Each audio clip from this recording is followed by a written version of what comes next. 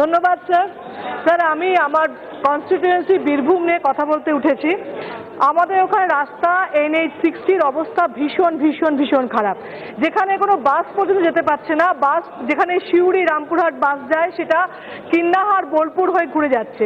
সুতরাং মানুষজনের যাওয়া আসা এছাড়া ভীষণভাবে অ্যাক্সিডেন্ট হচ্ছে, যেখানে একদিকে মিনিস্টার হেলমেট পরতে বলছেন অ্যাক্সিডেন্ট বাঁচানোর জন্য, একদিকে বেল্ট লাগাতে বলছে, পেনাল্টি দিচ্ছে, টাকা নিচ্ছে, সেখানে যাতে মানুষের মৃত্যু না হয়।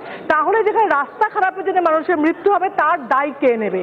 আমি বলবো যে আমাদের রাস্তা ইমিডিয়েট ঠিক করা হোক এবং মোরগ্রাম থেকে দুবরাজপুরের রাস্তাতে 1960 সালের পর কোনো দিন ব্রিজ ঠিক করা হয়নি। সুতরাং সেই ব্রিজগুলো তিলপাড়া ব্রিজ, বাল্লারপুর, ব্রাহ্মণী, দেউচা ক্যানেল, কার্গিল, লেফট ক্যানেল, চন্দ্রভাগা ব্রিজ, বক্রেশ্বর ব্রিজ, এগুলো ঠিক করা না হয় তাহলে যে কোনো সময় যে কোনো বিপদ হতে পারে। सर 1 मिनट से 2 मिनट दीजिए, आपका तारीफ ही नहीं कर सकते, ये कि मौका दे दीजिए आपका तारीफ करे तो फिर बात करें।